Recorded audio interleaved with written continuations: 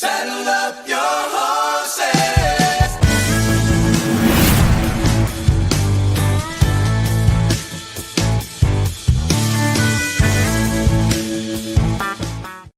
What's going on, everybody? It is another episode of the Mainly Broncos podcast.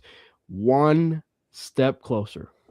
The Broncos are one step closer to the Super Bowl. It was a game that I think a lot of Bronco fans will remember for some sad reasons, but also a lot of really great reasons, for that game. And we are going to be talking a lot about that game and possibly a lot of the stuff that happened after that, probably on the Broncos side of things. Obviously, there was a lot of stuff that came out from the Bills side of things that probably we need to talk about in terms of their press conference.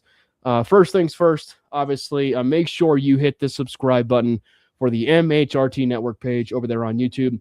If you guys are new citizens, over here on the MHRT Network, make sure you do hit that subscribe button. There's also a join feature over there on YouTube.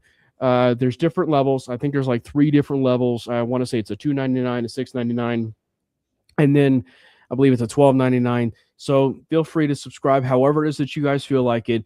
And thank you guys so much. There is a Mainly Broncos YouTube channel where you'll see the exact same stream that you see on MHRT. So if you missed it for whatever reason on MHRT Network, but you really can't find it, and you can find it over on the Mainly Broncos YouTube channel, you could find it over there. And as well, we are going live. We are streaming live on all 4 Twitter accounts of ours. We are going live on my Twitter account at Cameron Parker PO. We're going live over on Jordan's Twitter account at Jordan T. Lopez, and Brandon's Twitter account at Brandon Miller PO, and of course the main MHRT Network handle. So thank you guys so much for hopping in the saddle with us for another episode of the Mainly Broncos podcast. Before we dive into anything and before we actually even talk about the game, how are you doing, gents? Brandon, you good? I know you're recovering. Things are trending in the right direction, but so far it sounds like things are going pretty good. Yeah, I'm doing better now. I've been feeling like I felt totally fine for multiple days, and then today I just randomly had some weird sinus problems again, which is what I had when I first got sick, so that sucked. But now physically I'm doing fine.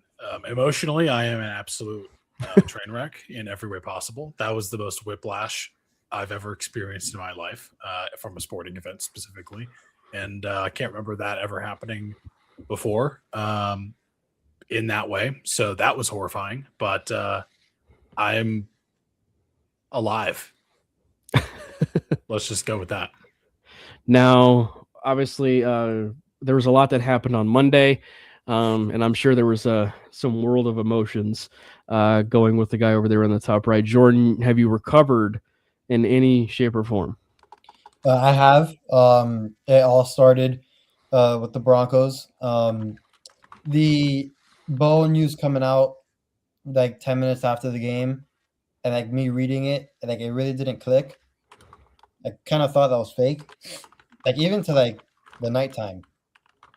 And I guess it hit me the next day, but it really didn't just click for me because I just we've never seen that before ever. But yeah, I got that, and then I had the Hurricanes game on Monday where I was certain we were gonna drive down and win that game, and then we throw that pick, and it's just devastation from there. But there was an overwhelmingly amount of support for UM and the fans for that team and stuff. So it wasn't more of an emotional train wreck. It was actually more showing appreciation, I should say, for that team and getting us back to national prominence. So, but I totally thought we were going to march down and win. So, but guess what? I only have one football team left. Now Jarrett Stidham is leading it. He is. Just briefly, Jordan, I mean, how are you overall? Because we touched on it briefly about kind of from your side of things, how similar maybe the Miami year and the Broncos year for the most part have kind of been where no one really expected the Broncos to certainly be a number one seed, and obviously at this point moved to the AFC Championship game. And then obviously Miami's standpoint, no one even expected them to be in the AFC in the college football playoff.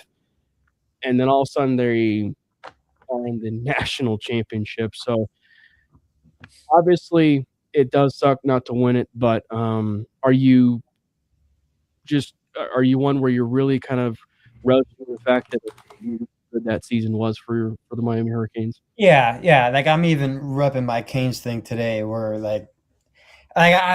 it sucks not to win, but and I thought I was gonna take the loss a lot more worse than I am. I'm actually kind of taking it pretty good, but pause. But I think the season that was, and I think the UM and the Broncos have a similar path to the season where it was more inside the building, both teams that were saying, hey, we can make a far run. We have the guys in the locker room, but it wasn't really nationally. And they both, UM went all the way and was 40 seconds shy from winning the whole thing. And the Broncos right now are one game away from the game. But Broncos have a little wrench that got thrown their way in the midst of it. It did. And it was a whirlwind of emotions. Being at that game, first things first, it was one of the greatest games that I will remember for a very long time. Take the result of going home and, all of that, and driving in and pulling into the garage and getting that news. Take that out of it just for a second, and just that game itself is going to end up going down as one of the best games that I can recall. And I find it funny that the two best games of the year for the Denver Broncos, they scored 33 points, and arguably the exact same jersey combination, except for the socks. That was a bit different. So I kind of found that a little bit funny. But I want to hear your guys' thoughts. Obviously, it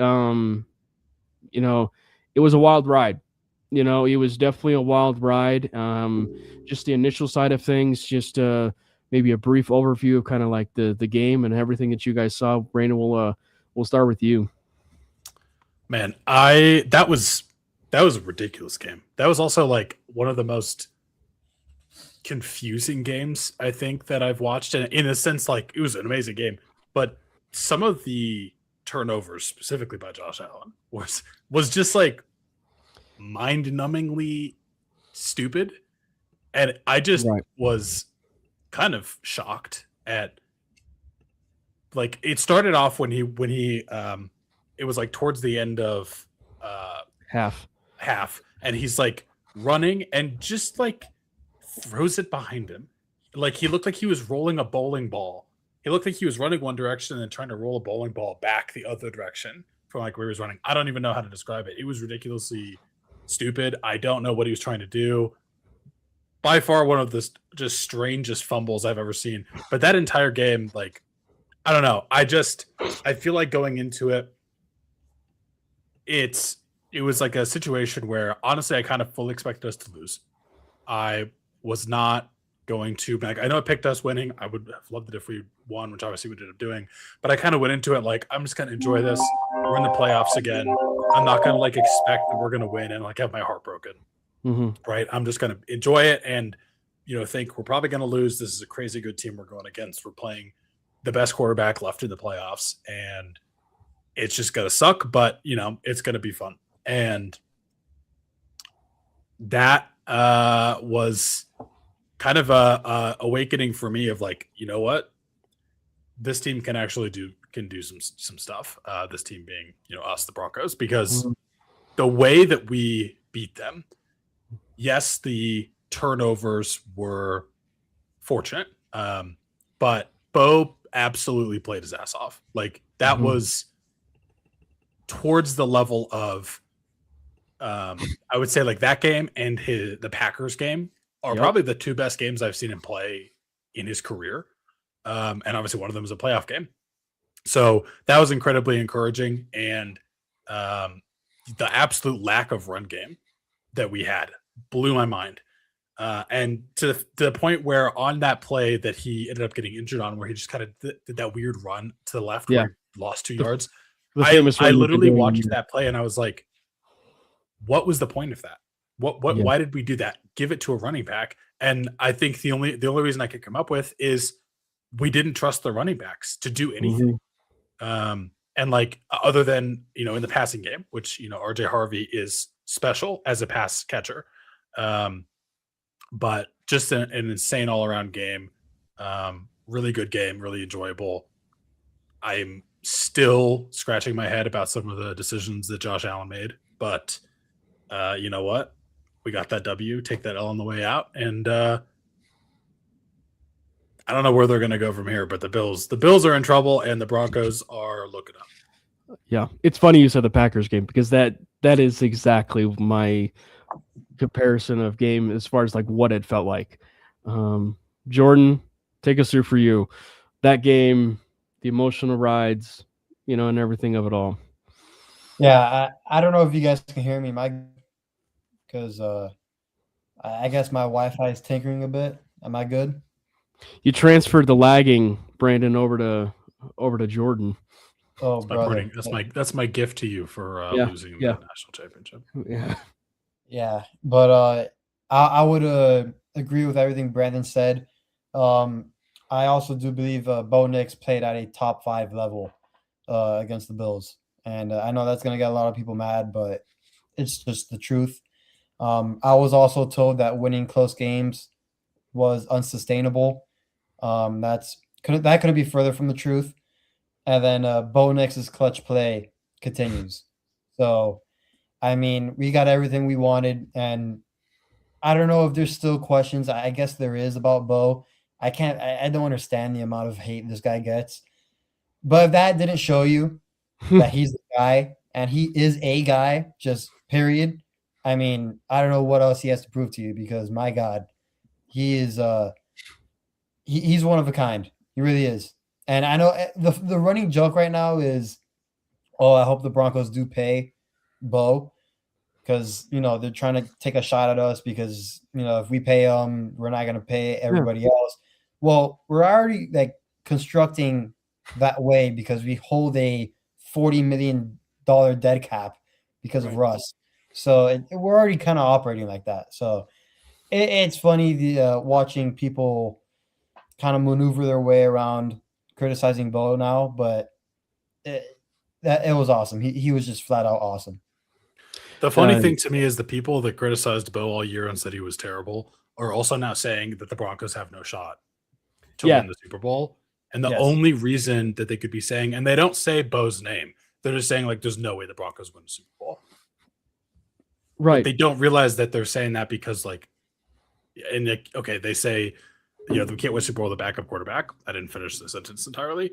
They don't mention Bo, but they don't realize that the same guy that they like shit on all year is now also like the reason that they think we can't win. So I didn't explain that well, but it's like you think that all year we can't win because of Bo, and then suddenly we don't have Bo, and he's the reason because we don't have him that we can't win. I don't get it. It is just wild. It's so confusing. I can't even explain it properly. Well, and you know, I think the way we've said it all year when it comes to the Bo Nix discourse, much to a certain play that happened in this game, it has really separated the ball knowers from people that just don't know what they're talking about. You know, and look, I get, you know, you guys even put it beautifully. And, you know, I would just say that, like, yeah, he played at a top 5 level. He did something that only Joe Burrow and Patrick Mahomes have ever done in the playoffs, and that is beat Josh Allen. Like, if that ain't just a top 5 stat alone, I don't know what is. And, you know, I will say, the lack of the running game I thought was very concerning to a degree, but I have a different take on this.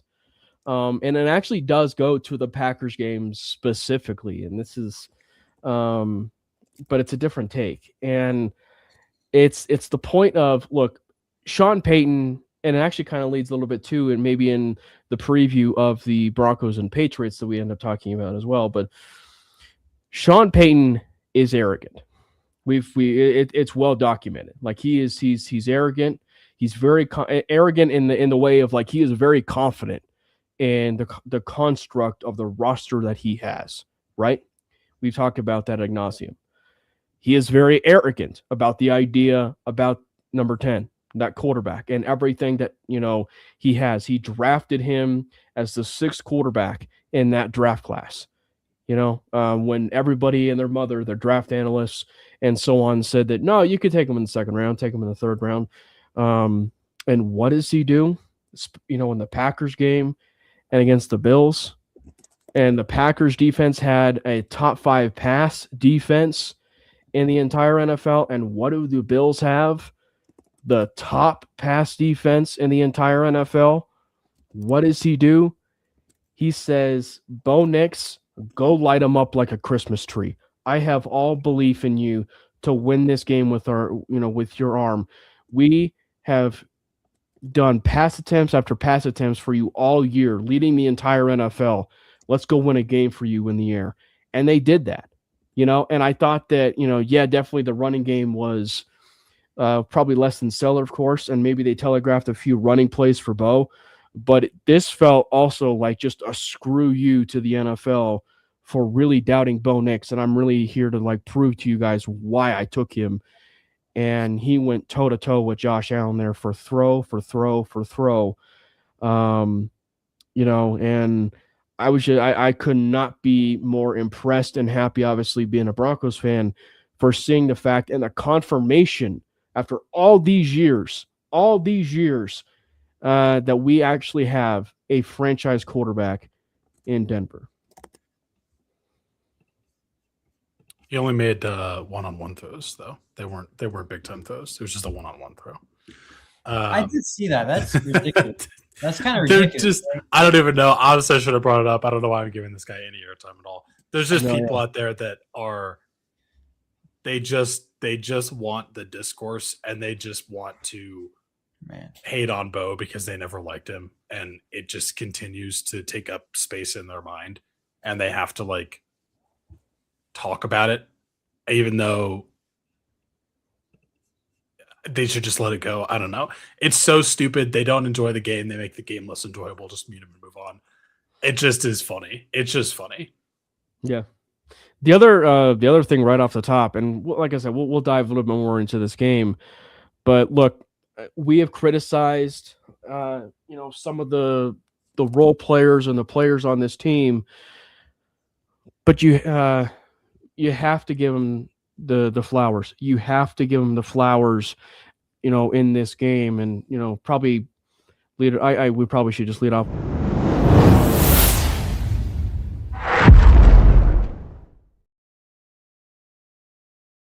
with game balls, because obviously Bo Nix is the number one person deserving of a game ball going toe-to-toe with Allen. But the reason why I say role players is, of all people, Alex Singleton, right? Alex Singleton set the tone early for creating a turnover off of James Cook, right? Everything that we have been clamoring for the Broncos defense, and frankly, was their only saving grace in that game against that Buffalo Bills offense, was creating turnovers. Singleton really, set the tone in that forced fumble against James Cook. And then all in all, I saw that emoji, Jordan, when little Jordan dropped that ball in the end zone, and then he was able to redeem himself in the end zone. But again, just the role players and just how they really stepped up for Bo, I think is the other sidebar story to this game and why it was such a great game. Well, the one thing I will say that just makes me bummed out, other than obviously the Bo Nix news at the end of the game, is on that very first drive, Pat Bryant was dealing, dude. He was balling. Him and Bo were building that special connection even further in the playoffs. All year, he's been, I would say, a pleasant surprise in, how he's been able to come in and make a difference on this offense as a rookie, as someone I personally didn't like the pick of on draft night. I thought there were better. You aren't the only one. I thought there were better channel. wide receivers available, and yeah, he just proved me wrong all season, and he came out in the playoffs and he was stealing. And it just sucks that he had to leave the game, although he's thankfully back at practice, so we might get him back for the championship game, which I do think he would be a big asset for that team. But that just blatant drop by Lil Jordan Humphrey, it just was like deflating. Personally, it was like, this is where it was the end. Well, no, the injury to Pat Bryant, but then at the end, like Pat Bryant comes out, he's playing well. They get into that scoring situation, both throws that pass to Lil Jordan Humphrey. Like, it starts out, I'm feeling good. He throws that touchdown pass, great pass by him, and Lil Jordan Humphrey drops it. And from that point, I'm just like, okay, this is who we're gonna be. Like, this is unfortunately kind of the story of this team this year. Is there's not really enough weapons that you can trust on this offense. Lil Jordan Humphrey, Sean Payton likes him. I don't have anything against him, but I just don't think he's a guy that should be getting meaningful snaps for you at that point. And the fact that we were able to turn it around from there, like, that would be the death knell for this team for the past 10 years. If you have a drive like that and the guy drops it and you're going against the Bills, like, you're probably going to come to pay for that later on. And you might lose the game because of it. And the fact that that didn't happen and we won and we overcame that just tells you how far this team has come and how good Bo is as our quarterback. Because again, that felt deflating to me, because I've seen that happen so many times where it's like, all right, this team just not like, we got to the playoffs, but we're not able to get over the hump because their team still isn't good enough, and Bo put him on his back. Yeah, and that's why the role player stuff is just so amazing, because it raised the level of play of everybody in that room. Jordan, I know you've been really critical of, obviously the role players at times, and and some people in particular, but I mean, it is impressive how well they played, in that game, and specifically the game that was the most watched game since the 1994 Winter Olympics. Yeah, I mean, they didn't start off great, but they kind of got their footing as the game went along. And look. Marvin Mims Jr. getting the ball down the field, running routes. Who would have thought? Every target. I've just been crying about it for so long.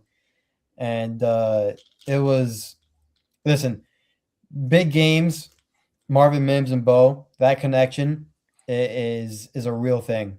It's actually impressive. Every single big game we've had has been awesome for those two. So to see Marvin Mims have the game he had, and listen, I don't know if he really gets in the game if Pat Bryant is hurt, if Troy is hurt. Remember, he had his hamstring. He got out the game pretty early. We don't know if he makes an appearance running those routes. Maybe those routes go to them. So maybe it was luck, maybe it was not. But listen, I know going forward, Marvin Mims has to be the focal point now for this offense. I mean, we all know how dynamic he is. And Cam, you've mentioned it a lot. He might have the best hands in that wide receiver room. I mean, 8 targets, 8 catches? I mean, doesn't get better than that. The 3 people who have the best hands in the entire room is probably Pat Bryant, Marvin Mims, and Courtland Sutton. I mean, Courtland Sutton definitely has his moments, but between those 3, those are probably your best hands on the team. Mike, shout out you, man. Mile high salute. I definitely know it can be a little bit unbearable living down there on the East Coast. We actually have someone on the network who I do a show with for 5280, and he's on the East Coast, right near New England and stuff. So he's definitely getting in a bunch in terms of from those Patriots fans. But shout out you, man. Thanks for hopping in the channel. Go Broncos, and hopefully we can get a win. Yeah, and it's one where that maybe that's just the other takeaway of this too is like, remember all the talk about, and granted, maybe at times we fell into we fell into a little bit when we were talking about how, oh, was this really the vanilla offense that was this really a vanilla offense that they were having the last 2 weeks, of the season, or was this really their offense? And obviously we were led to believe that it was just a vanilla offense and it really wasn't the offense that, that they really had in store, if you will, right? Well, I think it's very abundantly clear. They were running that vanilla offense, those last 2 weeks. And I believe it was Mega's point, maybe they did. Maybe they did save Marvin Mims for the playoffs. And boy, howdy. And I think that's the other point too, Brandon. When you look at Marvin Mims, and obviously Maddie's not here to talk up his boy from Soonerland, but you look at every single step of the way for Marvin in the games that he's played in the Big 12, and even some of the moments here, maybe in the early part of his time as a Bronco, he has risen to the occasion on every single game necessarily when he is called upon. The Bengals game, and then obviously most recently, if you will, this playoff game with Buffalo. It just makes me continue to question why that he wasn't more of a utilized weapon in the pass game since he's been drafted. Like, the dude clearly can ball. He's one of the better wide receivers on this team. He's certainly better than Lil Jordan Humphrey, and yet he just doesn't seem to be used.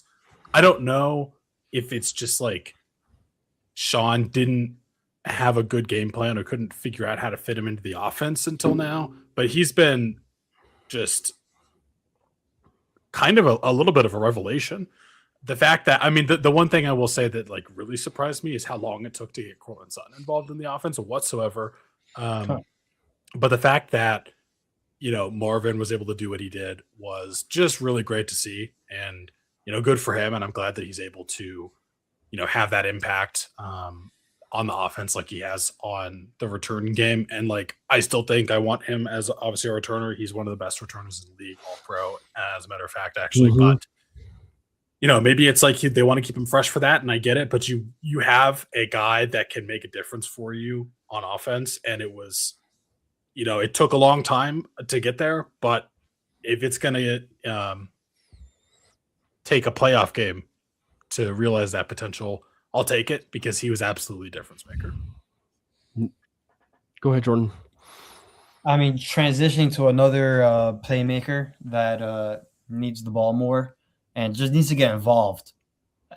Evan Ingram, if he's not involved against the Patriots, I think we're gonna have a hard time because Patriots defense is really good. I really respect their defense. Vrabel's gonna have a great plan going into that game. I don't know if it was a Bo to Ingram thing, which I'm sure it wasn't. I just think he's getting lost in the offense somehow, some way. I mean, I'm pretty sure there's other reasons why. I feel like Bo and Ingram have a good relationship on and off the field. Mm-hmm. At least what it seems like. If he doesn't have a connection with Stidham, then I don't know what is going to happen with Evan Ingram moving forward, because he is still a dynamic playmaker. We just haven't seen that. And Regularly. Stidham, yes, correct. And maybe Stidham gets him involved a little bit more, force feeds him a little bit more. Maybe he just has that natural connection with him. But if Ingram is not involved in this Patriots game, I think it'll be harder than it should be in terms of the Broncos winning the game. But Ingram needs to find his way. He needs to gravitate towards that ball. Yeah, real quick on the role player thing. I just, and it kind of, I don't mean to like take this to just a brief preview, if you will, of the Patriots game, but like I almost feel like it almost sets up well for Stidham going into the game, because some of the players that are left in that cupboard are players that he should know rather well with his time in preseason, because we did see in preseason where it seemed like he and Evan Ingram had a decent enough chemistry in the preseason, And we know that, I'm sure that he has got something with little Jordan Humphrey as well. And obviously they brought back a familiar face in terms of Brandon Johnson as well. I believe that was today or yesterday. Just real quick, we will, I believe it was Catfish. We'll get to your question when we preview the Patriots game. As far as Mike, in terms of the likelihood that Troy and Pat play, they did practice today. They did practice, but it bears watching. They practiced on a very limited basis. And so, again, we don't firmly know. But the good news is they practiced on a limited basis. Pat Bryant probably specifically is the one that is surprising that he practiced, because that is his second concussion in a rather short amount of time. So when you look at it too, it's just like the Broncos, when you talk about game balls, obviously numero one, we said, very much goes to Bo Nix. But there's probably one that it might be necessarily right on that same tier. And, as we were just focusing there a little bit on the offense, it's perfect to transition to the defense. And there is no person, that needs to be mentioned more. And that is Jaquan McMillan. Great moments are born from great opportunity, right? That's what the movie Miracle taught us. Jaquan McMillan made not just one of the biggest moments in Broncos playoff history and Broncos history, but one of the biggest moments in NFL history. And it caused a firestorm with the Bills fan base and apparently the Bills ownership and organization for them to fire Sean McDermott, immediately following that game. But Jaquan McMillan continues to show up in big time moments, Brandon. Yeah, he just simply is the most high value, I guess you could say, player in the NFL. Like, for the relative to the amount of money that we are paying him and what we are getting out of him, he is the biggest steal in the league right now. He easily is top 10 in cornerbacks in general, but you'd look at cornerbacks, he kind of primarily plays more in the slot. He's probably like a top 3 corner at worst. And he's just special. Like, he is so versatile. this is kind of why as much as I love Jahdae Barron, I was a little, and I was also, on that train of like, I want us to draft Jahdae Barron. I still like Jahdae Barron, but the fact that we already had Jaquan McMillan made the Barron pick a little more confusing to me, because he does the same kind of thing that you'd want maybe Barron to do, but he's already doing it at a high level and he's not costing you much money. Like, I want McMillan to be a Bronco for the rest of his career. And it's going to be, I don't know if that's going to be the case. I mean, again, because they're going to have to figure out a way to get Barron on the field. They spent a first-round draft pick on him, but you have to also figure out a way to get McMillan on the field and keep him on the field, because he is going to make plays. And he is an absolute difference maker, one of the best players on this team. And yeah, PJ Locke, the redemption arc for PJ Locke, good for him, man. He, came out against the Bills last year in the playoffs and kind of got burned a little bit, and then comes back and, is able to step up to the plate when they needed him. But yeah, McMillan, just hats off to him, because he is just an absolute wrecking ball in every way. Like, he makes plays in the secondary. He's also like kind of our corner blitz guy. He's just so good. You're talking about Jaquan McMillan, the one that only started because PS2 was hurt, according to Stephen A. Smith. Talking about him? I don't listen to what anything this Stephen A. Smith says, and you should. I mean, that's what Stephen A. Smith was telling everybody, that, that's so wild. But Jaquan McMillan, Cam, did you immediately celebrate when he had the ball, or were you like in your seat, or was it like a caution, like there's no way? caught that, right? it was hands up in the air, like kind of like one of these kinds of things, and then like he got it, like he got it, like it was actually an interception, because like obviously with where we're sitting, which was section 135, you don't necessarily have like the greatest view, or I should say, we clearly didn't have the best view when it came to actually whether or not it was an interception or not. But yeah, it was one where it's just like, huh? And so like it was almost like the one in like the way I would describe it's like baseball. You know how like in baseball, whether or not an outfielder's got it by just looking strictly at the outfielder and not the ball. Yeah. This was a case of like at that point when I didn't know what was going on, I strictly look at the ref, and I was just like, what is the ref doing? And then I started following the crowd, and the crowd's getting cheery, and I'm like, oh, what's going on? And then they ruled it an interception, and then obviously they didn't review it. It was just like it all went nuts. Yeah, because I really didn't like celebrate because I saw he comes out with the ball and he's like running around. I'm like, there's just no way he caught that. But I'm standing up. Like I was sitting down and then I'm standing up. I'm like, there's no way he caught that. And then even the ref signaled it, like we have the ball. But I'm like, he's saying that because that's where they can review it. And then they're reviewing it, and I'm like, that's an interception. That's an INT.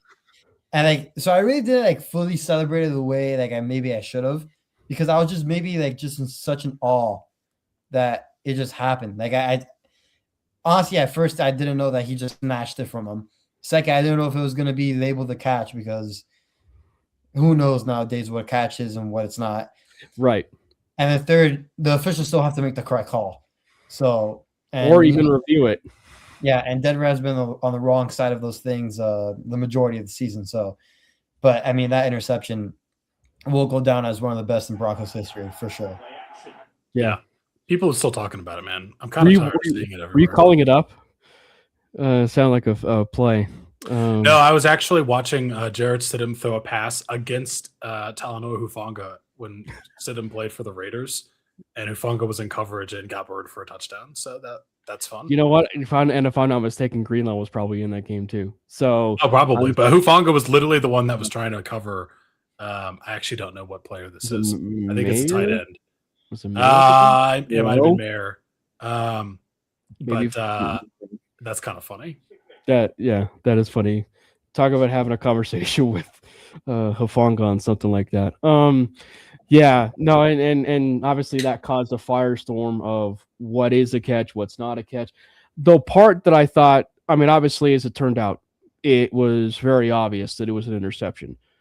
The thing that I think was very interesting, to say the least, was there was no review. Like, there was no review at all. So they can't review it in overtime, right? You can't challenge it, and you can't like do it has to come from the official review. And so I just assumed that with it being such a pivotal moment of the game, that they would immediately take it to an official review, right? And obviously, I would assume it comes back and it says, that it's an interception. But I mean, geez, I was just. Before we dive a little bit too much into the defense more, I am shocked at how many people, when that came out and they were talking about that interception, either they don't know how to read when it comes to the rule book, or they just simply don't know what an interception really is. Look, it's bad when Joe Burrow comes out of his 2-year hiatus to tweet about the fact that, yes, that of all things is an interception, right? And multiple referees who are on Twitter are coming out saying that's an interception, but clearly that thing just set off a bunch of waves for that whole Bills organization and made them salty from that moment on. Yeah, I mean, it's just I get it. Okay, you're upset. You lost again in the playoffs, again in overtime, again. Like, it sucks. But I feel like also the amount of like slow-mo footage and screenshots that people have actually makes it worse because It does. you can pull up a screenshot of literally any part of any play and say like that it went a different way than it actually went. Like I can pull up the same screenshot of a situation where it looked like an interception, but the receiver actually caught it and tell you that it was an interception. Like I can do that all day. And it's just, okay, you know what? Cope all you want. Cool. It was a good game. Sucks for you. I feel bad for Josh Allen, kind of, just because I mean, it sucks to not see him be able to get past the hump as it were in the playoffs for how good he is. But also when you have the amount of turnovers and the level of turnovers that you did, like you kind of killed yourself there. I don't know, but it's just funny. And copium is a hell of a drug. Bopium. That's probably the appropriate word. Jordan. Yeah, I mean, after that, like it's funny the screenshots thing. I screenshot little Jordan Humphrey's drop on the touchdown, and I screenshotted where he had the ball. I'm like, hey, it should be a touchdown. It's funny.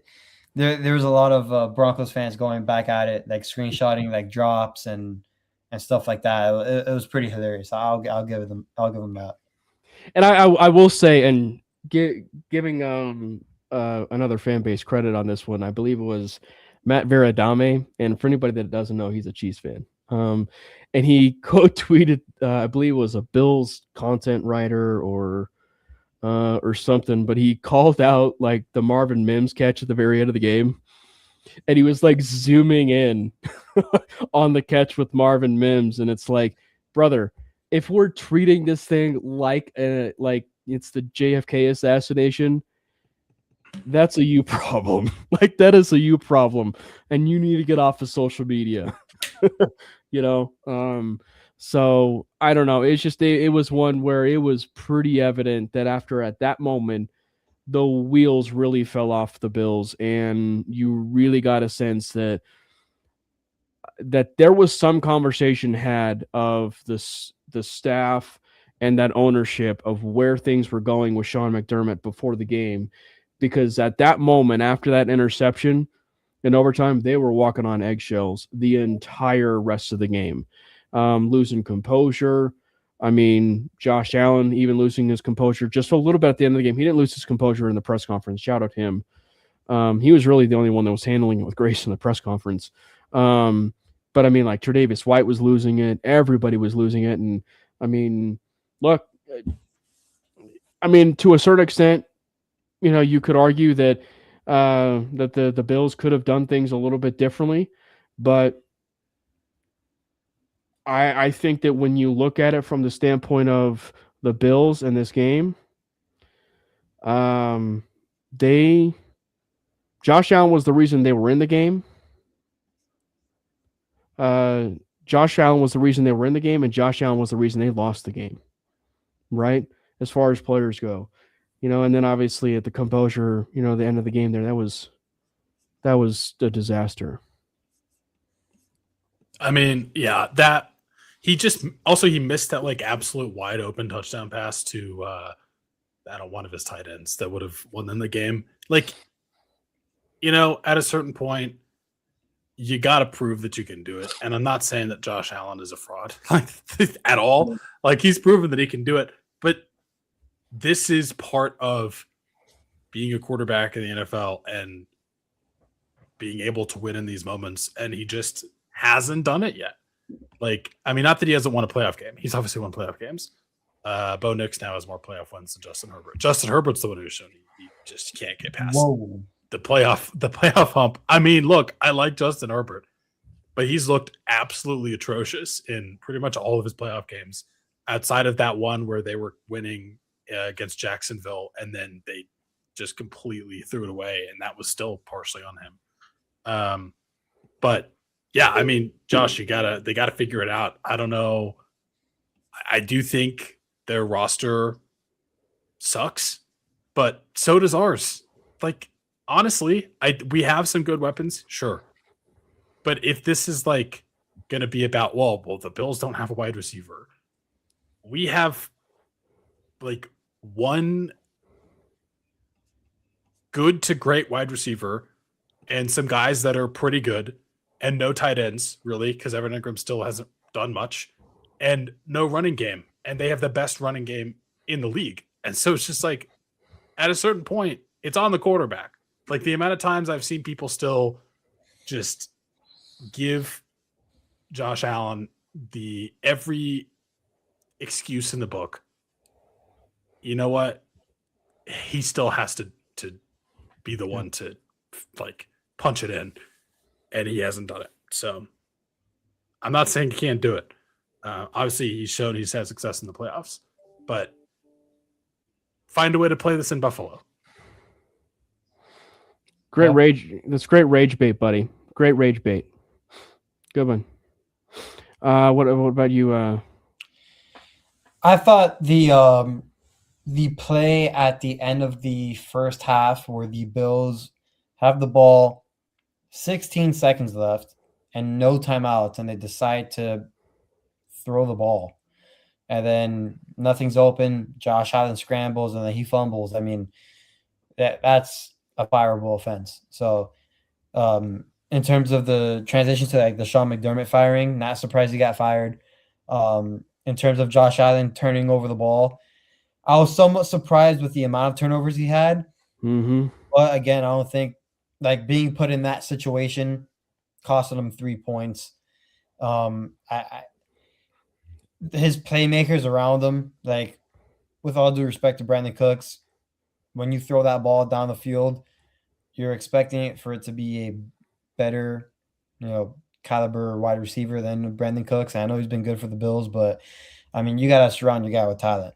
So it was funny. It was funny at the end of the game. The Broncos basically rolled out the exact same type of playmaker group that the Bills had at the end of the game.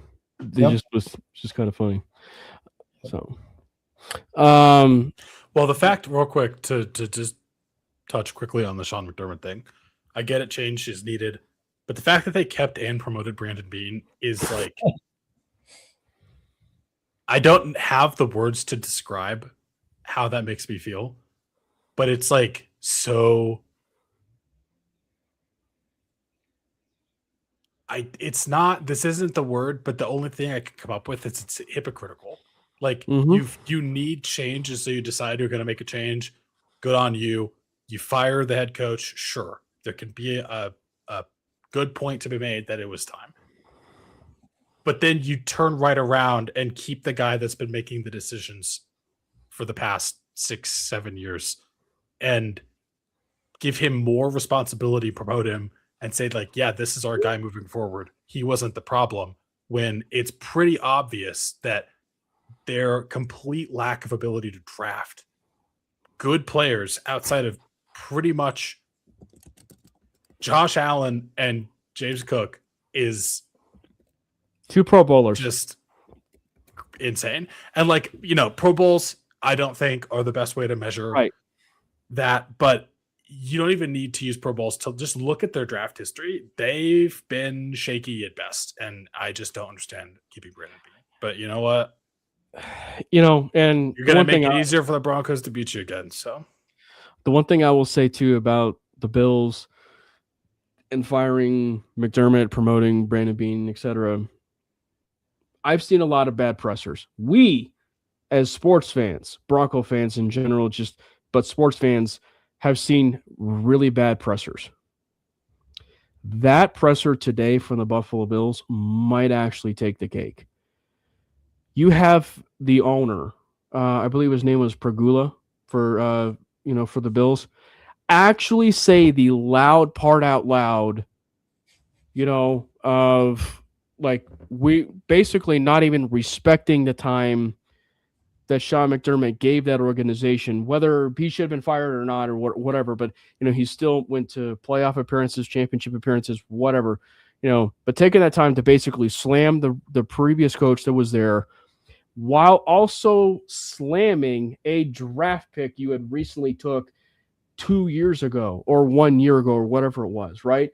So saying the loud part out loud, I mean, like, it is just absolutely insane how much you actually have to like read the room on that. Like, do not say the loud part out loud. Take your respect for what was Sean McDermott, and give thanks to stuff and move on. Do not say, oh, it was the coaching staff's decision to draft Keon Coleman, not Brandon Beans, even though we all know when you draft players, it all falls necessarily on the general manager. And then what was it? People come out and they find a video where they says, I'm really thankful that Keon Coleman, ran a 4.61 so that we can be able to take him here. I mean, it's just like, it's just insane to me. It's just insane to me how just the Broncos really broke the heart and soul of that Bills roster. So, and frankly, just in general, if you will, when I say roster, I mean like from top to bottom. Oh yeah. Just real quick too, as far as just a little note that I noticed too, before we dive into this Patriots game, that McMillan interception I thought was very reminiscent of, speaking of the Packers game, that interception that Pat Surtain had in that game where the Buffalo Bills tried to go for that kill shot in overtime, and McMillan made that interception. Obviously, Jordan Love tried to go for that kill shot, and Pat Surtain ended up intercepting it. So very, very similar plays that are obviously some of the top plays for the Broncos this year. This Patriots game, we didn't get a chance to talk about it right at the top, but in previewing of the game, you got to start with the obvious. The Broncos were dealt some very unfortunate news about 30 to 45 minutes after the game of Bo Nix. It's Bro Nix now, dude. Yeah, bro. Breaking his ankle. Literally after the game, the news broke, and there was a lot of conflicting reports of of that, like it was the second to last play. Obviously, Sean said second to last play, but he meant the running play where it happened on the meaningless play that Brandon talked about. So he goes down. He immediately flies down to Alabama, very familiar territory to him. He has the exact same doctor, funny enough, as Joe Burrow, who had his 2-year hiatus, of course, from social media, tweeting out that. Anyway, that's a very funny point anyway. But anyway, he sees the same doctor as him, and the surgery went well today, of course, because we got the update. So Broncos will be rolling with Jarrett Studham against the New England Patriots. Jarrett Studham, and yes, for anybody that does not know, anybody that is on the X Twitter platform, everybody in Broncos country is rallying around Jarrett Stidham as starting quarterback. Brandon and myself have updated our profile pictures over there. Jordan is a bit lacking, if you will, and hasn't changed up his. Some would say I've changed it, but But to tie a bow on all of it, I'm going to ask you, Brandon, because you cannot have a drop off between Bo Nix and Jarrett Stidham. However, because I think when people say the offense is going to be more consistent, more consistent, than Bo Nix, I think is doing a little bit of a disservice to Bo. So I just ask you, do you find it that they might be the same or a little bit more consistent with Stidham at quarterback? I don't know if I'm going to go either way with this one, to be honest with you. I don't think it's going to be more consistent. I think Bo's a better quarterback than Jarrett Stidham. Straight up. Thank you. I think top 10 quarterback. I think that Jarrett Stidham is going to here's the thing. I kind of get where they're coming from, but it's not. I don't know if they're explaining it the best way. I don't think it's like a situation where it's going to be more consistent. I think what Jarrett Stidham gives you is he gives you a floor that is, I'm not saying it's like a higher floor than Bo, but I think it's just like at a different level. Like Jarrett Stidham, he's going to give you the on-time plays. He's going to throw the quick, 3-step, 5-step drop route concepts. He's going to throw like some slants. He's going to put the ball in the right place. He's going to, do the things that you need your quarterback to do. I do truly believe this. I think the offense is going to be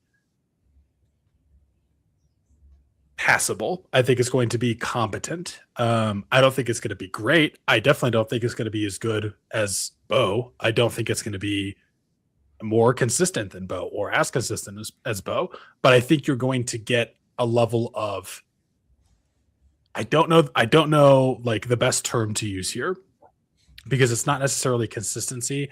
I just think you're going to be able to get a competency, I guess is the best way to describe it. You're going to get a competent quarterback who's not going to blow you away. He's not going to make the same crazy plays that Bo makes. He's not going to do like that, falling down, ridiculous touchdown pass. He's not going to give you he's not as good of a thrower on the run. He's okay of a thrower on the run. He just is a downgrade in most ways to what Bo does, but he's still serviceable. Like, you're going to get a serviceable offense. If J.K. Dobbins is truly back, that's going to be an absolute huge boon. If Pat Bryant can come back, I think that's going to be amazing as well. I would push back on it's going to be more consistent. I just think it's going to be, you're going to get a competent, serviceable quarterback and offense, and it's going to be passable. It's not going to have like the same crazy moments. It might not have the same like ups. It might not even have the same downs. That is something that you've kind of seen with Bo sometimes, is he'll go through phases, and this is normal of really any quarterback. He against the Bills, he had quite a few passes that were battered at the line, and I don't know if that's on. I'm not gonna say that's even on Bo. I think the defensive line for the Bills showed up in a big way, but you just kind of get that ebb and flow of sometimes it's crazy, and then sometimes he makes mistakes. I'm like, yeah, that's gonna happen. It's not gonna be quite the same with Jarrett Stidham. You're not gonna get the the peaks that you would get, but I think you are again going to just get serviceable quarterback play. Yeah, I agree with that. He's not going to do anything to really hurt us, and he's not going to really do anything to really propel us over the top, which is what we should be asking for from him. I'm very worried about the playmakers around him, because we've seen them all year not live up and help Bo throughout the season, and there has been times where Bo has put on the cape and really carried this team. I don't think Stidham can do that. So I am really hoping that the playmakers now can really just play their game and step up and make plays for Stidham, because if they're not on their A game, then it's going to be really hard for Stiddy to really put on that cape and really propel this offense, because it takes a lot. You're not going to have your running game. You don't know what you're going to get day in and day out. You don't know where you're going to get from Courtland Sutton day in and day out, who's your main guy. You don't know if Evan Ingram's ever going to come to life. So it's going to be tough. So I'm hoping the playmakers around them, they're not dropping any easy passes. They're getting some yak. So it's going to be tough. Again, he's not going to make the Superman plays that Bo has made throughout the season, but very serviceable quarterback play. I think Stidham is one of the, and I think I agree with Sean Payton. I think he's one of the 32 best quarterbacks. And I'm not saying that because he's on the Broncos. I'm saying that because of what we've seen. So I like Stidham in this position. We're not going to ask him to do a ton, and we're not going to ask him to put us in jeopardy. So I like him in this game, and I ultimately do think that he'll have a good game. I agree. And for anybody that, wants to spout off about, that he really hasn't had an opportunity or whatever, go look at his career. You could argue he probably should have started with the Raiders based on their quarterback history. But you go look at it, Josh McDaniels clearly who they will be facing, who clearly they will be facing, right? As far, I shouldn't say facing, but Josh McDaniels will be on the other side as an offensive coordinator.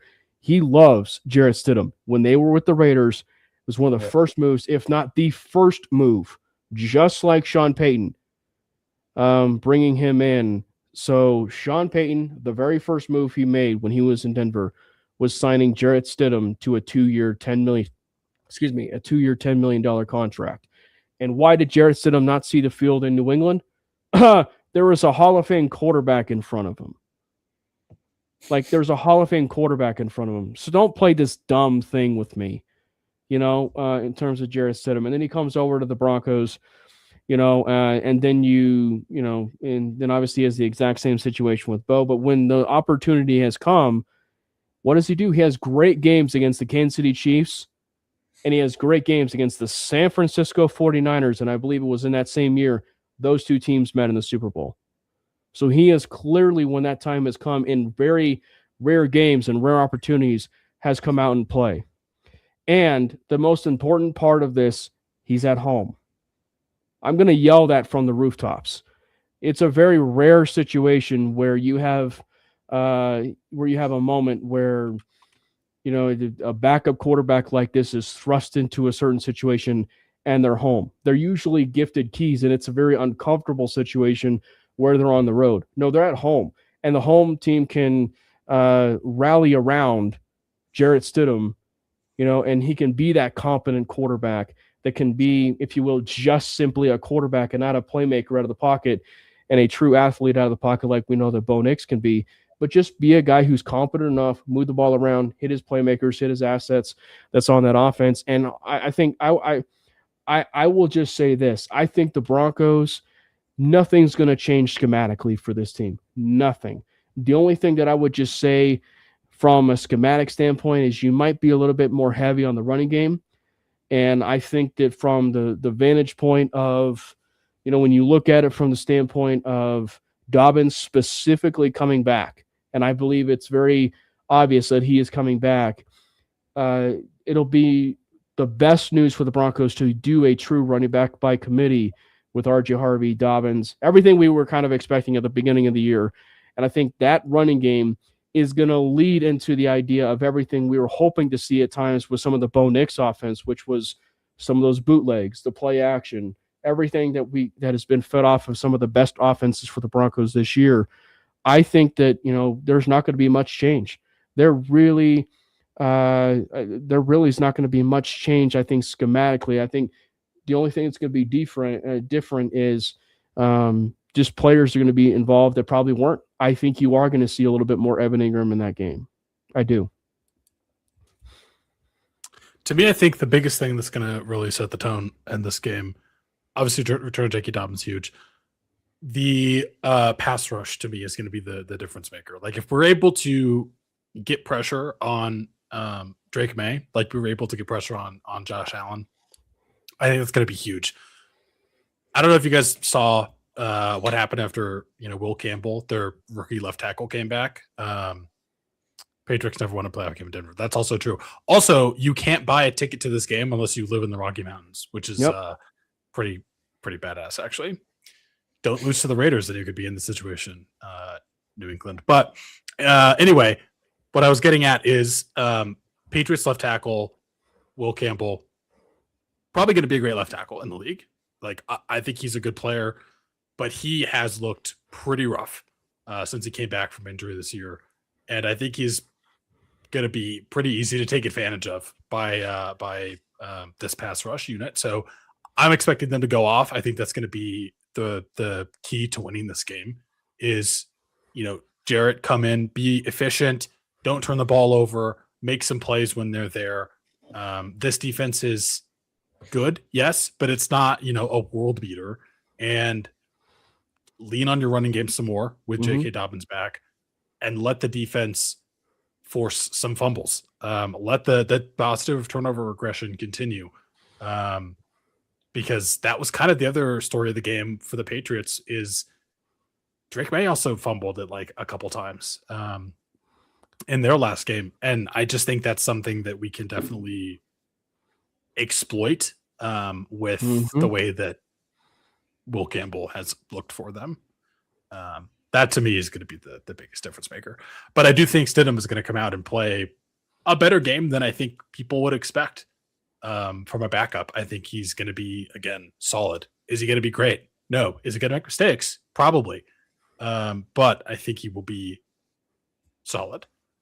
I'm not saying Denver's pass rush is what the Texans are, but we also have the most sacks in the league, man.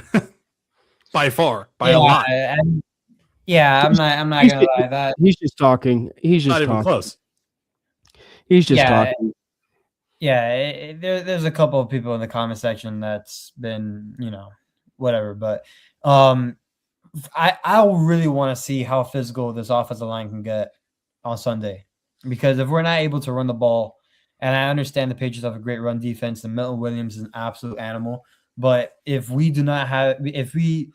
can't run the ball at a consistent clip, whether I'm not even asking for big yards. I'm asking 3 to 4 yards a pop. If we can't do that, then we're gonna struggle a little bit. So I'm really interested to see the physicality of this offensive line. The defensive line, they've been showing up all year. I am more worried about the safeties, if anything, and more so. I know PJ Locke just had a great game, but I do feel like Drake May can probably, take advantage of his matchup one-on-one or man-to-man and stuff like that. So, but I do have all the trust in the world in this defense. I know they've been giving up points as of late, and we voiced our concerns about the defense with how they've played the last few games. But I do think they rise to the occasion on this one. And listen, it's tough to play. It really is. So I think I plays to our advantage, and the defense should have another great game. Yeah. And if there's anything, and Brandon even alluded to it, like if there is anything as far as something that's going to be a big key to this game is, this is aside from their first playoff game that the Patriots had at home, like, and of course Houston, like this is going to be their first true road test, right, of the playoffs, right, and they're going to be coming into a pretty hostile environment. And keeping it a buck, Drake May has not been that MVP that everybody wants to crown. And, if you want to be an MVP and if people think that Drake May is an MVP, I don't know. Maybe he should play like an MVP against the Texans and not actually turn the ball over. Maybe he shouldn't actually turn the ball over as much as he did against the Texans. Because if you're an MVP, you shouldn't. Texas defense, is the best in the league. So, but he's the MVP, so he should have just waxed them in the snow. Didn't happen. And Jesse Minter came into Foxborough, and they still only put up a small amount of points. He has clearly not been the same entering the playoffs. Drake May has had a phenomenal year. Phenomenal year. I just think that when you look specifically at this game and everything that's going to be leading up to it, it's going to be a really hard environment. It's going to be a really hard environment. And the other thing that I think is going to be, and you look specifically at, this Broncos and, New England game, it's the trenches. That offensive line that they faced against the Chargers and the Texans is nowhere near the offensive line that the Denver Broncos have. This will be the best offensive line, that the Patriots will be facing. They have a really good defensive line, but it is, I would just say probably from the offensive line standpoint on that other side, it's not the Bills' offensive line, which was very size heavy, right? Which was like one of the biggest takeaways of that Broncos-Bills game was the trenches. So I still believe that this game could be won and lost, in the trenches. But if that can happen, and if they can be able to continue to get to Drake May and create some of these same turnovers, it's going to be another really hard, tough, hard-fought game. But if you're creating turnovers once again, the Broncos will be in this game because that's going to be, once again, short field and everything else. I think you could make a legitimate case that this also, and this is going to sound crazy, but could potentially be the best quarterback that the Patriots has faced in the playoffs so far, which is insane to say as a backup. But if you guys watched the past two games that the Patriots played, against the Chargers and the Texans, Justin Herbert looked very bad, and CJ Stroud looked straight up inept. I don't know what happened to CJ Stroud, but he's imploded. He looked like gargantuan fall off from that rookie season. He just looked terrible. And I think if there's a legitimate case that you could say that Jarrett Stidham could play better than both of those guys. I'm not saying overall he's a better quarterback than either of those guys, but I think given just what we've seen out of both CJ Stroud and Justin Herbert recently, Jarrett Stidham could play better. Straight up. He could have a better performance on the field. That was just insane how poorly those two played. Yeah. Tough.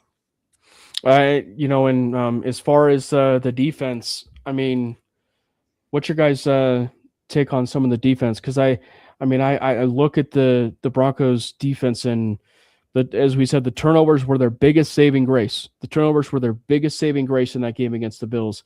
All in all, they were being waxed up and down the field. Yeah, Josh Allen was the reason they lost the game, as we said, but he was also the reason why they were in the game. And the trenches and the heavy personnel, was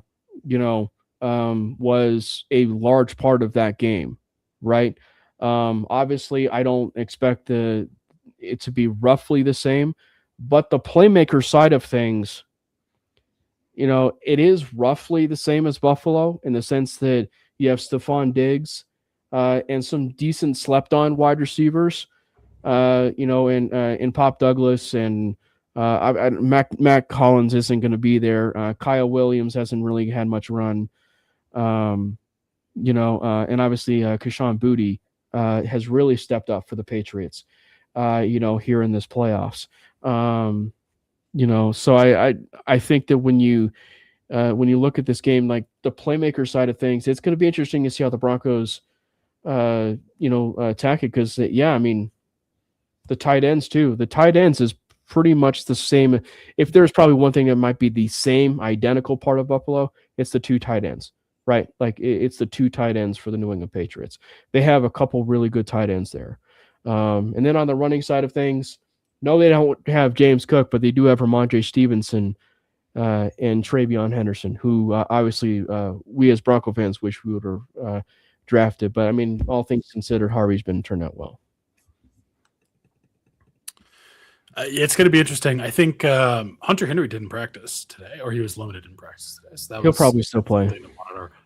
Also, Harold Landry for the Patriots did not practice today with a knee injury, so that will also be something to monitor moving forward. But yeah, I think for the biggest test on this defense is definitely going to be, can they stop? Can we limit the run game? Drake May has been very, very good. Don't get me wrong. I think still making him beat us through the air is going to be, I'm not saying that's going to be the path to victory, and he could definitely still decimate us, but you can't let Travion Henderson do what Travion Henderson does. Like, he is incredibly explosive. He's had, I think, at least 3 50-yard touchdown runs that I'm aware of this season. So you definitely got to be more in it in the run game than you have been in the past, and specifically against the Bills. I just kind of am sad that I'm not sure how much of a leading candidate Vance Joseph is for any of these head coaching interviews, because honestly, I think we need a different defensive coordinator. Like, I don't have anything against Vance. I think he's a good defensive coordinator, but there's just something up with his defenses later in the year that they just don't work. And obviously, we don't mean it in a bad way. Like, and we would have to be careful when we say that, because it's not like we're saying he needs to be fired. It's just, I just want him to be hired elsewhere as a head coach so we can hire someone else. I like Vance. I'm not saying I don't like Vance. I think he's a great defensive coordinator, but there's something wrong. I don't know. But all in all, the best way you could do it is move on to the next, And I get it. The Broncos didn't actually have like the best end of a season, if you will. But to their credit, to their credit, they were very flip the switch when it comes to the turnovers. If you can bring that same type of aggressiveness that they had at the midway point of the year, you know, and they bring some turnovers on top of that, which they probably could have converted in some games, it's going to be a very interesting game, you know, because yes, Drake May has never been in that stadium, and it's his first road test of the entire playoffs. And even Julian Edelman, even Rob Gronkowski, even Tom Brady has talked about how tough it is to play in that stadium. So for all these Patriots fans that are spouting off about how this is going to be such an easy win, it is never easy in the Mile High City. It is never easy in the Mile High City. And if it is, guess what? Because we're fans, we have an excuse because our starting quarterback was out. I think they forgot what it's like to play here, but they're going to remember real quick. I will say this too, though. I mean, just simply from a Patriots and a Broncos side of things, it just feels so good, though, in the last 10 years. It feels like elite script writing for it to be in like 10 years ago. It was the Broncos and Patriots in the AFC Championship, and we've reached the point where it's the Broncos and the Patriots again in the AFC Championship. It is elite script writing. Yep. I mean, 10 years later, Broncos, Patriots, back game, Raiders still suck. I mean, still great. Yeah. Nature is healing. Nature is healing. And then obviously I say all of that because I do think it's going to be a really tough matchup. And I'm a Bronco fan, you know, and because it's, you know, we're all riding high, if you will. Could it be a Patriots win? Absolutely, it can. I wouldn't be shocked if it's a Patriots win. But just as far as the just the vibes and just rolling with the Broncos, I'm going to roll Broncos. I'll say Broncos win this game. I think it's going to be really close. I do think it's probably one of those, whether it's the Patriots way or the Broncos way, I think it ends up being a game-winning field goal. You know, and I really do think there's a chance the Broncos can have to take away this game. And I think based on last year too, like with how Will Lutz had that missed field goal at half, even whether or not they beat the Bills, I think it would be a little bit surprising if there wasn't another Will Lutz, you know, continued arc, if you will, of getting better, you know, since that last year in the playoffs. So I wouldn't be surprised if there's another game-winning field goal on deck for Will. Yeah, I think this is going to be an interesting game. I think it's going to be a good game. It's going to be tough for sure. Like this is not going to be an easy game. I just have to keep the magic going in my heart and in my soul, and I'm going to say that the Broncos win, but I'm going to say it's like 23-20. But it's going to be a good game for sure. It's probably going to be another, you know, cardiac Broncos situation. But I think it'll be good. Yeah, for me, I have the Broncos winning 21-20, 1 point game. And I'm pretty sure you guys Oh, do we lose Jordan? say that I have a certain prediction for this. You And definitely that's you know what it is, Cam? What is it? I've said weeks and weeks before that Hufanga will finally get his interception No, geez. in the AFC Actually, I Championship. said that for weeks. So You both But did. I have specifically said that Hufanga is going to get his interception in the AFC Championship game against Drake May to seal it in Mile High. And I've said that for weeks. On Sunday, we see it coming to fruition. okay. So 21-20. Brandon? 23-20. 23-20. That's actually my score. Yes, I think it's going to be like 23-20. I say all of that. Oh, and by the way, if we're going to be talking about stats, Jim Nance and Tony Romo are on the call.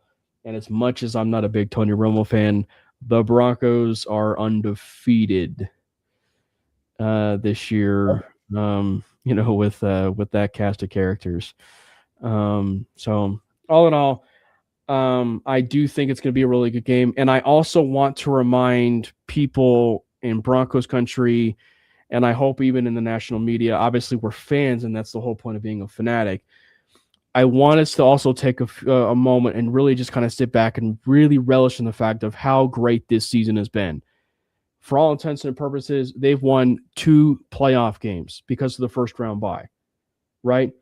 They won their playoff game to go to the AFC Championship game, right? And then this last year, they had an away road game in Buffalo. And then that following year, it was very appropriate where they played Buffalo in that game at home, and they won that game, where the quarterback, where the quarterback, if you will, Bo Nix, went toe-to-toe with the reigning MVP and won that football game on the legs of carrying the team in that game, so much so that he ended up breaking his ankle, which is just so sad. But one of the best games we'll ever see. As we said, it was the most watched NFL game on since the 1994 Olympics. I believe the Broncos tweeted that out, which is nuts. I think that it's one where, I'm definitely excited for how this season's gone, and I'm definitely hoping that we can be able to come away with the victory. But it's one where, man, this has been such a successful season so far, and the growth of the team. Yep, for sure. Yeah. And yes, while I get it, it's I'm happy with it. Sure, I'm not an athlete. I'm not in the room where I could just say that like it's Super Bowl or bust. But when you look specifically at everything Sean Payton envisioned for the team, there were 3 things. They've accomplished 2 of them. That's a 66%. That's a passing grade, not a failing grade. That's a passing grade. So that's good enough for me, if you will. And then hopefully we can continue to grow more. Any other final thoughts? Dude, if we win this game, I'm going to buy a Jarrett Stidham jersey regardless. But if we win this game and Jarrett Stidham comes out and he dresses like the LeBron meme with the headphones and the glasses, Ring of Fame. Yep, Ring of Fame. I agree. Yeah. Jordan, final. Do you have any final thoughts? Man, 1 win away from the Super Bowl. It still really hasn't hit me, but Broncos win, and potentially we get rumors and we get hopes of just maybe one of the greatest stories of all time. But we have to win first. There's probably one thing we didn't get a chance to maybe mention a little bit of, and no, he is not playing, but the Denver Broncos, as Mega mentions, they are overdogs again at home. And if there is one thing, whether Bo Nix has been at the helm or not, that has been one of the biggest elements where this team has been pissed off. So if you really want to feel pissed off, favor the Patriots. Favor the Patriots for the Denver Broncos at home in the Mile High City. Incredibly disrespectful for an AFC Championship game. And look, did it turn the favor for the Miami Hurricanes winning that game? I hate to stab Jordan on this one. No, but it was a really good national championship from start to finish, and it was just because of the energy of them playing the card of being disrespectful or being disrespected, if you will. So the Broncos being picked as the overdogs are feeling disrespected. So, and with that, hopefully we talk about it. Hopefully we talk about another Denver Broncos win. I will not be available next week because I will be over in Mobile, Alabama for the Senior Bowl, getting a chance to look at some draft prospects, maybe some featured Denver Broncos. Hopefully not having a flood of like 15,000 messages from Jordan telling me that I need to get Ruben Bain on the Mainly Broncos podcast, so hopefully that doesn't happen. But the guys might actually end up doing a show next week. So we'll see. We'll definitely be doing some more talking, but shout out to you guys. Shout out to the chat. It was definitely lively. We definitely had some energetic conversations, possible trolls, if you will, maybe from the New England side. We do love you guys. I obviously, it's one where it's the whole point of being a fanatic, right? It's the whole point of being a fan and the fanatic, if you will. But we all kind of mean well, if you will. Obviously, like I said, it kind of maybe got a little bit too rambunctious at times, if you will. But nonetheless, the Denver Broncos are hopefully going to be coming out on top, and we're going to be talking about a Denver Broncos win here next week. Again, make sure you hit the subscribe button for the MHRT Network page. There is a join feature. There's different features, different levels of it.